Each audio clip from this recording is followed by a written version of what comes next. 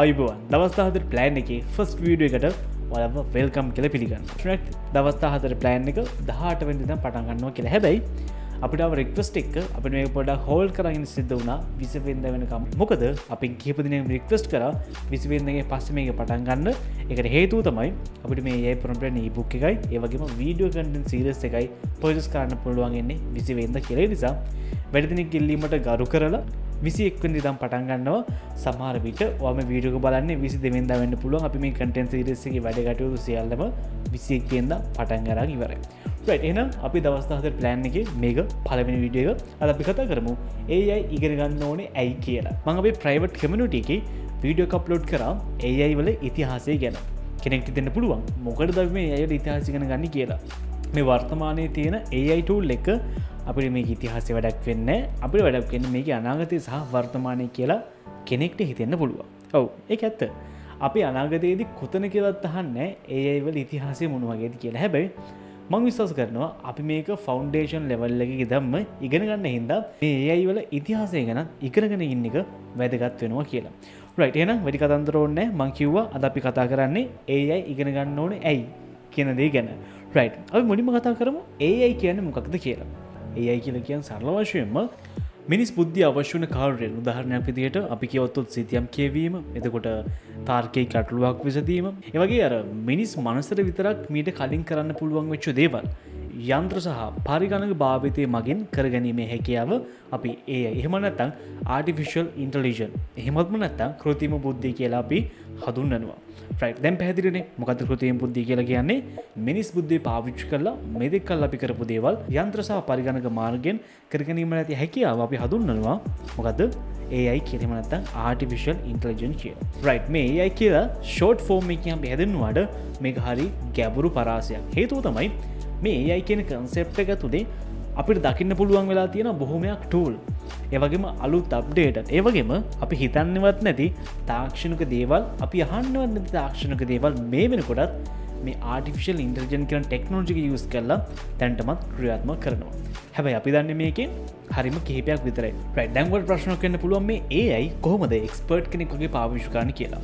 ඔයා මේ AI tool හැම එකක් ගැනම පොඩ්ඩ ඉගෙන ගන්න ඉයත් වෙන්නේ ඔයාලට කවදාවත් මේ AI වල එක tool එකක්වත් එක්ස්පර්ට් කෙනෙක් වෙන්න බැරි වෙන එක. එක්ස්පර්ට් කෙනෙක් වෙනවා කියන්නේ හැමදේම දන්න කෙනෙක් වෙනවා කියන එකනේ.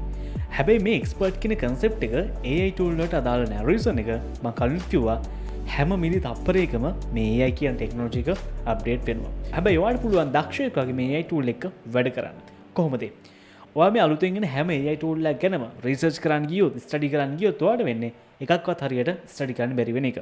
ඔයා මුලින්ම තෝරගන්න ඕනේ ඔයා ඉන්න ෆීල්ඩ් එකට අදාළ කරන AI tools ටික. උදාහරණයක් විදිහට Gemini, ChatGPT, එතකොට VO3 මොඩල් එක, ඒ වගේම Flow, ඒ වගේ එක එක මොඩල් අපිට බලා ගන්න පුළුවන්. මෙතනින් ඔයා සිලෙක්ට් කරගන්න ඕනේ ඔයා ඉන්න ෆීල්ඩ් එකට අදාළ කරන AI tools මොනවද කියලා. accounting වලට තියෙනවා, medical වලට තියෙනවා, engineering වලට තියෙනවා, designing වලට තියෙනවා.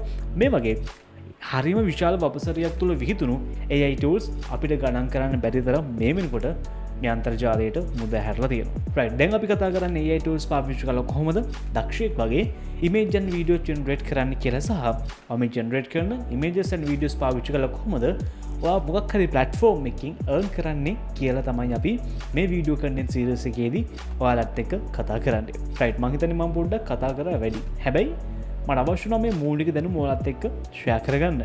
රයිට්, අපි යමු එහෙනම් ප්‍රසන්ටේෂන් එකට. මම ඔයාලට කිව්වා අපි මේ AI ගැන කතා කරන දවස් 7 මේක පළවෙනි දවස සහ පළවෙනි වීඩියෝ එක කියලා.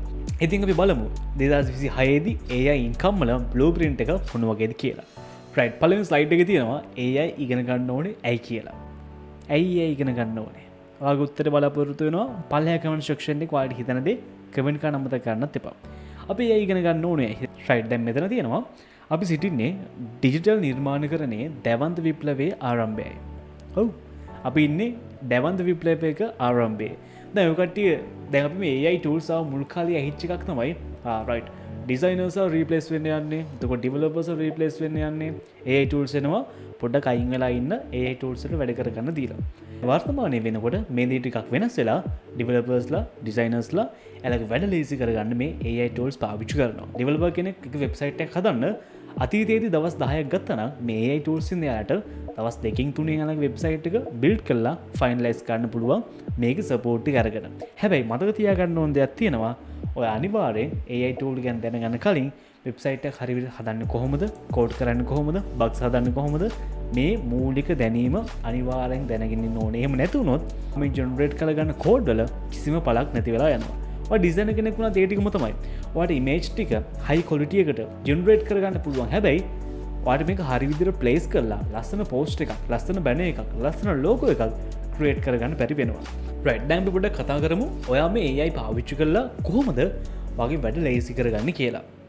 රයිට්, අපි යමු වෙන ස්ක්‍රීන් එකට. දැන් ඔයාලා ස්ක්‍රීන් එකේ බලා ගන්න පුළුවන් මෙතන තියෙනවා AI tools ටික. රයිට්, දැන් මගේ අකුරු ගැන වැඩි හිතන්න එපා. ඒවා තේරෙන්නේ නැති වෙයි. මම මේ කියන දේ පැහැදිලිව අහගෙන ඉන්න. රයිට්, ඔයාලට මෙතන බලා ගන්න පුළුවන් AI tool එක තියෙනවා. මෙතන ඉන්නවා අපි කියමුකෝ ඩිසයිනර් කෙනෙක් ඉන්නවා කියලා. ඩිසයිනර් මෙතන ඉන්නවා. රයිට්, එතකොට මේ AI tool එක මෙයාට වැදගත් වෙන්නේ කොහොමද? හරි, දැන් මෙතන තියෙන්නේ 2026. එතකොට මෙතන තියෙනවා ඩිසයින් software එක. අපි මේක ෂෝට් ෆෝම් දාන්න. හැබැයි දැන් ඩිසයින් ඉන්නේ 2019. රයිට්, එතකොට මේ තියෙන්නේ ඩිසයිනර්ගේ ප්‍රොජෙක්ට් එක. ප්‍රොජෙක්ට් එක තියෙන්නේ මේක අපි කියමුකෝ සාමාන්‍යයෙන් අපි පෝස්ට් එකක් කියමුකෝ. පෝස්ට් එකක්. එතකොට මේ 2019 මේ 2026 ඉන්නේ එකම ඩිසයිනර්. රයිට්, දැන් ඩිසයිනර්ට 2019 වෙනවා පෝස්ට් එකක් ඩිසයින් කරන්න.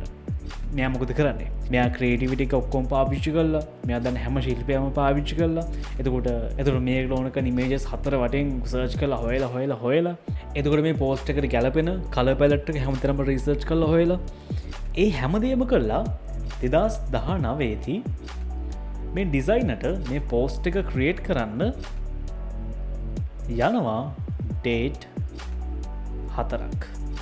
ඩේට් කීයදගේ ඩේට් 4ක් යනවා. රයිට්, දැන් අපි යමු AI පාවිච්චි කරන 2026 ඩිසයිනර් ගාවට.